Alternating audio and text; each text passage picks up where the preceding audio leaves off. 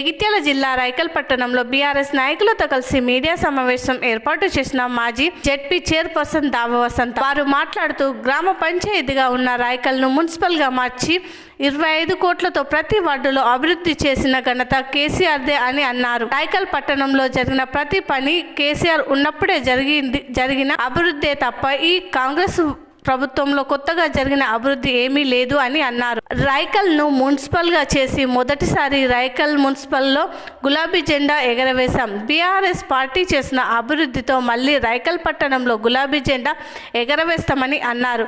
అభివృద్ధి కోసం పార్టీ మారిన ఎమ్మెల్యే రైకల్ నుండి మైతాపూర్ బ్రిడ్జ్ మరియు ఇటికాల బ్రిడ్జ్ ఎందుకు పూర్తి చేయలేకపోయారు అని ప్రశ్నించారు. కార్యకర్తల కష్టం మీద గెలిచిన నువ్వు సొంత అభివృద్ధి కోసం పార్టీ మారావు అని అన్నారు. ప్రభుత్వంతో కలిసి పనిచేస్తా అన్న ఎమ్మెల్యే గాంధీ భవనానికి ఎందుకు వెళ్ళావు అని అన్నారు. కాంగ్రెస్ పార్టీ సభ్యత్వం లేని మీకు గాంధీ భవన్లో ఏం పని అన్నారు. మరి మేమందరం కూడా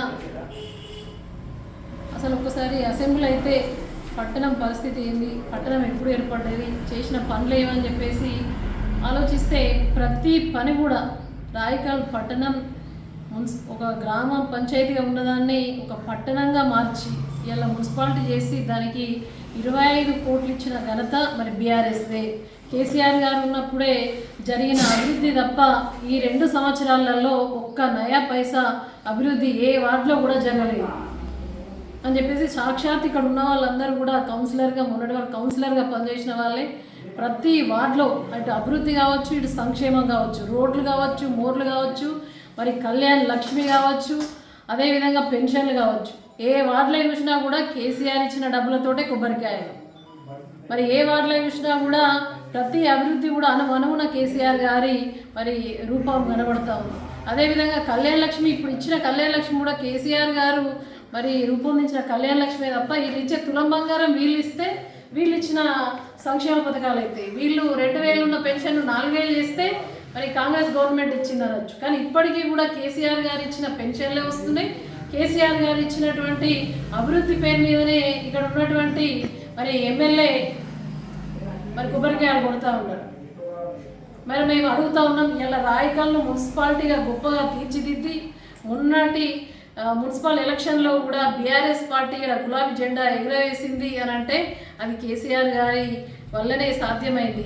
మరొక్కసారి కూడా ఇవాళ చూసినట్టయితే గతంలో ఇక్కడ 60 డబుల్ బెడ్రూమ్ ఇళ్ళు ఉండే 60 డబుల్ బెడ్రూమ్ ఇళ్ళు రాయకల్ పట్టణంలో అత్యంత నిరుపేదలు ఎవరైతే ఉంటారో వాళ్ళకు గూడు దాచుకోవడానికి తల దాచుకోవడానికి ఒక ఇల్లు ఉండాలి, ప్రతి పేదవారి కళ ఒక ఇల్లు ఉండాలని అనుకుంటారు. ఎవరైనా కూడా సొంతిల్లి కళ ఎవరైనా కూడా అనుకుంటారు. కాబట్టి ఆ కళ నెరవేర్చాలి అని అంటే రాయకల్ పట్టణం ఏర్పరచడమే కాకుండా ఒక మున్సిపాలిటీ చేయడమే కాకుండా ఇవాళ వాళ్లకు మరి నిరుపేదలకు ఉన్న వాళ్ళు ఇల్లు కట్టుకుంటారు, లేని వాళ్ళ పరిస్థితి ఏందని చెప్పేసి కేసీఆర్ ఆలోచించి 60 డబుల్ బెడ్రూమ్ ఇల్లు కేవలం రాయకల్ పట్టణానికి ఇస్తే అది ఎక్కడ వేసినా గొంగలు అక్కడే ఉన్నది. మరి ఎందుకైతే లేదు? గతంలో కేసీఆర్ గారు ఇచ్చినయే ఆ డబుల్ బెడ్రూమ్ ఇల్లు ఇవాళ అభివృద్ధి కోసమే అభివృద్ధి మంత్రం జపిస్తూ అభివృద్ధి కోసమే నేను పార్టీ మారినా అని చెప్తున్నారు కదా ఎమ్మెల్యే. మరి ఏమైంది అభివృద్ధి అని చెప్పేసి మేము ప్రశ్నిస్తూ ఉన్నాం. ప్రజలు ఆశీర్వదిస్తే ఆనాడు కేసీఆర్ గారి నాయకత్వంలో 60 డబుల్ బెడ్రూమ్లు వచ్చినాయి. Rayakal to Maitapur road bridge కూడా అదే విధంగా ఉంది, ఇటిక్యాలు రోడ్డు కూడా అదే విధంగా ఉంది. మరి పనులన్నీ కూడా కేసీఆర్ గారు ఇచ్చినాయి కదా. మరి మీరు కూడా ప్రజలు ఆశీర్వదిస్తే కార్యకర్తల కష్టం మీద గెలిచిండ్రు కదా. మరి ఏమన్నా అంటే ప్రజల కోసం అభివృద్ధి కోసం పోయినా అని చెప్పేసి అంటారు. మరి మేము కూడా ప్రజల పక్షాన అభివృద్ధి పక్షాన మిమ్మల్ని నిలదీసి అడుగుతా ఉన్నాం. మా బీఆర్ఎస్ పార్టీ అందరూ కూడా ఇవాళ ఎమ్మెల్యేను సవాల్ విసురుతూ ఉన్నాం, సూటిగా ప్రశ్నిస్తూ ఉన్నాం. ఏమైంది నీ అభివృద్ధి? ఎక్కడ నీ అభివృద్ధి? ఇది స్వంత అభివృద్ధి కోసం పోయినావా? మరి ప్రాంత అభివృద్ధి కోసం పోయినట్టయితే ఇవాళ Maitapur to Rayakal to Maitapur road bridge ఎందుకు అదే విధంగా ఉంది? ఎక్కడేసింది అక్కడ ఎట్లా ఉన్నది? చాలా ఇబ్బంది అవుతుంది, చాలా ప్రమాదాలు జరుగుతూ ఉన్నాయి. ఇటిక్యాల రోడ్డు కూడా అదే ఆ విధంగానే ఉంది. మొన్న వర్షాలకు కూడా చాలా వరకు రోడ్లన్నీ డ్యామేజ్ అయినాయి. ఒక్కొక్క ఊరికి కనెక్టివిటీ తగ్గిపోయింది. ఆ విధంగా ఎక్కడ వేసినట్టు అక్కడే పనులు ఉన్నాయి, ఎక్కడ కూడా పనులు జరుగుతలేవు. మీరు తీసుకొచ్చిన పైసలు ఏవి? ఇది కేవలం మీ అభివృద్ధి కోసం వేనట్టు ఉన్నది తప్ప ఇక్కడ ఉన్నటువంటి ప్రజలకు కావచ్చు, ఇక్కడ ఉన్నటువంటి ప్రాంతానికి అభివృద్ధి చేయాలని మీరు పోలేరు.